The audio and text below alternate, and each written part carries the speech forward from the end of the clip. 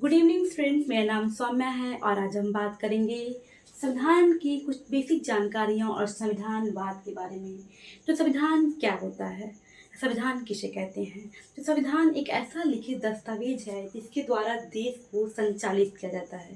संविधान दो शब्दों से बना है, सम और विधान। सम का मतलब होता है समान और विधान का मतलब होता है नियम और कानून, अर्थात एक ऐसा नियम कानून जो सभी नागरिकों पर एक समान रूप से लागू होता है, उसे हम संविधान कहते हैं। यह दुनिया का सबसे बड़ा लंबा लिखित संविधान है जिसको बनाने में 2 साल 11 महीने 18 दिन लगे हैं। संविधान सभा का जो अंगीकृत किया गया है 26 नवंबर 1949 को संविधान सभा द्वारा संविधान को अंगीकृत किया गया और 26 जनवरी 1950 को संविधान लागू किया गया है। संविधान जब बनाया गया था तो उसमें 22 भाग, 395 अनुच्छेद और 8 अनुसूचियाँ थी। बट वर्तमान में संविधान में कुल 395 अनुच्छेद, 22 भाग और 12 अनुसूचियाँ हैं। संविधान बनाने में कुल खर्च की बात की जाए तो खर्च 63,96,729 रुपये का खर्च हुआ है। कई जगह आप पढ़ेंगे तो 64 लाख भी लिखा होता है, कुछ ज़्यादा फर्क नहीं है इसमें।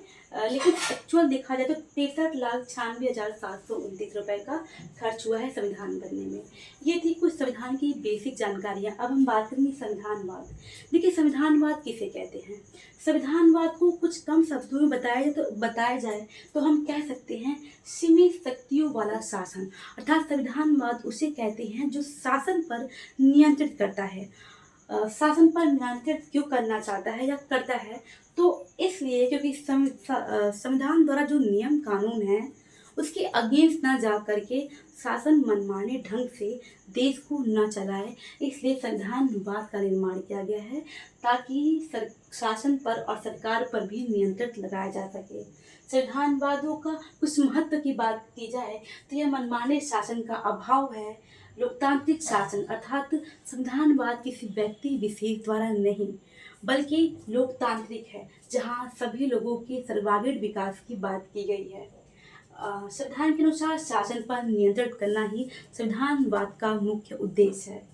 संविधानवाद की शक्तियों का विभाजन की बात की जाए तो संविधानवाद शक्तियों का विभाजन कुछ इस प्रकार करता है: विधायिका, कार्यपालिका और न्यायपालिका। विधायिका से तात्पर्य है जो नियम और कानून का निर्माण करता है, और कार्यपालिका से तात्पर्य है कि विधायिका द्वारा बनाया गया नियम और कानून को लागू करना। और रही बात न्यायपालिका की, तो कार्यपालिका और विधायिका द्वारा बनाए गए नियम कानून को लागू किए गए नियम कानून को न मानने पर दंड प्रदान करना।